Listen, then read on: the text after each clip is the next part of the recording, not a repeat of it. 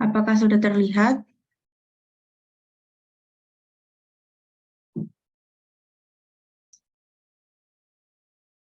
Sudah. Judul pembahasan kita pada hari yang kelima berjudul Bisikan Lembut Tuhan kepada Elia.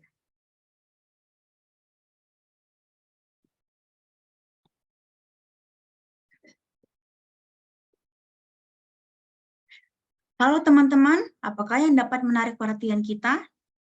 Apa yang dilakukan seseorang jika mereka ingin membuatmu memperhatikan? Bagaimana orang tua memanggilmu atau membuat engkau mendengarkan? Ya, contoh seperti ketika kita dipanggil oleh orang tua kita dengan suara yang lembut, mungkin kita tidak mendengarkan atau kita pura-pura mendengar ya. Tetapi kalau dengan suara yang lantang, dengan suara yang keras, mungkin kita akan mendengarkan dan menyahut.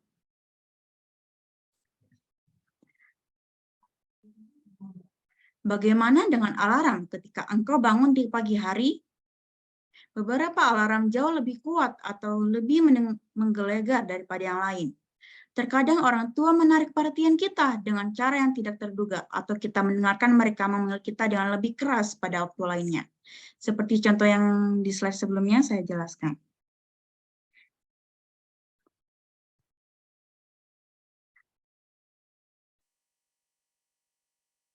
Bagaimana kita mendengarkan Tuhan? Menurut kalian, bagaimana Dia mendapatkan perhatian kita? Terkadang kita berharap bahwa Tuhan akan berbicara kepada kita dengan suara yang menggelegar atau dengan keras. Tetapi ada banyak cara agar kita dapat menemukan suara Tuhan. Dia sering datang dengan cara yang tenang atau tidak terduga. Ada seorang pria bernama Elia, nabi yang memberitahu orang Israel tentang Tuhan. Elia telah bekerja keras untuk Tuhan, tetapi ia sedih dan putus asa karena kerjanya keras. Karena kerja kerasnya mungkin tidak berarti banyak. Elia di Gunung Karmel, seperti pada gambar tersebut, bagaimana Elia berhadapan dengan nabi-nabi palsu di Gunung Karmel. Ketika di Gunung Karmel, Nabi Elia telah membinasakan 850 nabi Baal dan nabi Asyera karena mereka telah menyesatkan bangsa Israel dengan menyembah Baal. Setelah api turun dari langit dan membakar persembahannya, bangsa Israel sadar kesalahan mereka dan kembali bertobat dengan menyembah Allah yang benar. Elia telah berhasil menjalankan misinya. Bangsa Israel telah melihat Allah yang benar. Elia lari mendahului Ahab. Setelah doanya dijawab oleh Tuhan, dengan api turun dari langit membakar korban, dia pun berdoa kembali meminta hujan setelah kekeringan selama 3,5 tahun. Pada akhirnya hujan turun. Ketika hujan turun, Elia lari mendahului kereta Ahab. Dia menjadi manusia tercepat di dunia. Izebel memburu Elia. Ratu Izebel, istri Raja Ahab, marah besar ketika mengetahui Elia telah membunuh nabi-nabinya. Ia memerintahkan prajuritnya untuk menangkap Elia dan membunuhnya. Karena ketakutan, maka Nabi Elia melarikan diri ke Gunung Horeb, jauh dari hadapan Izebel. Ia sangat kecewa dan menderita. Tetapi ia sendiri masuk ke padang gurun sehari perjalanan jauhnya, lalu duduk di bawah sebuah pohon ara. Kemudian ia ingin mati, katanya. Cukuplah itu, sekarang ya Tuhan, ambillah nyawaku, sebab aku ini tidak lebih baik daripada nenek moyangku. Namun Tuhan sabar terhadap Elia. Ia memahami kekecewaannya dan mau untuk membuka hati dan pikirannya. Tuhan memimpin Elia naik ke gunung dan mengatakan kepadanya bahwa kehadirannya akan lewat. Beberapa hal terjadi. Pertama, ada angin kencang, bertiup melalui bebatuan, tetapi itu bukanlah Tuhan. Lalu ada gempa bumi, itu juga bukan Tuhan. Lalu ada api, tapi itu pun bukanlah hadirat Tuhan. Apakah Anda tahu apa yang terjadi selanjutnya? Sebuah bisikan. Bisikan yang tenang, hening, dan sederhana. Dan kemudian Tuhan berbicara kepada Elia, menanyakan apa rencananya dan apa yang dia lakukan.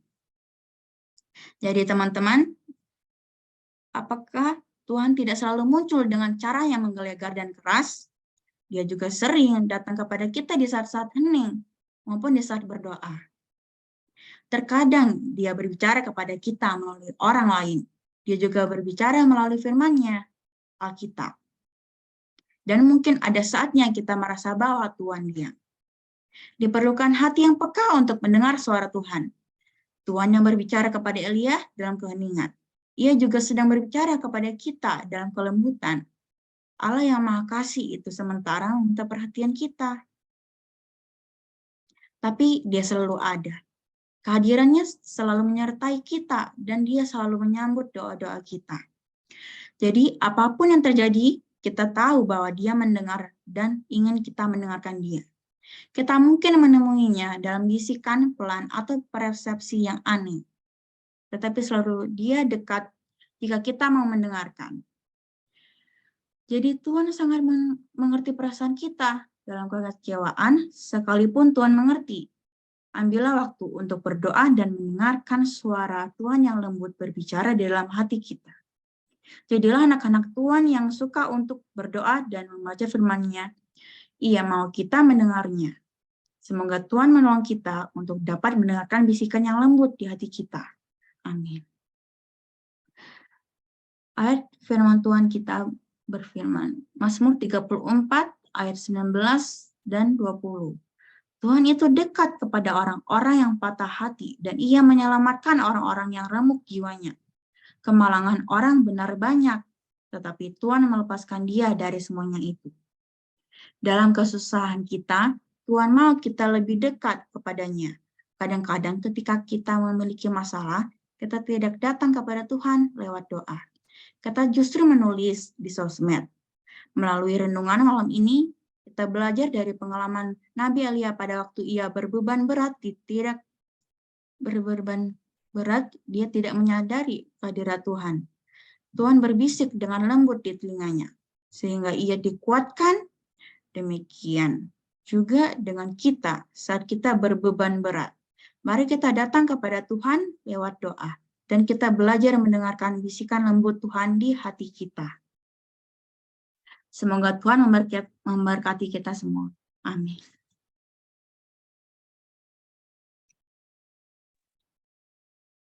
Amin. Terima kasih untuk Saina yang sudah menyampaikan firman dengan sangat baik. Dan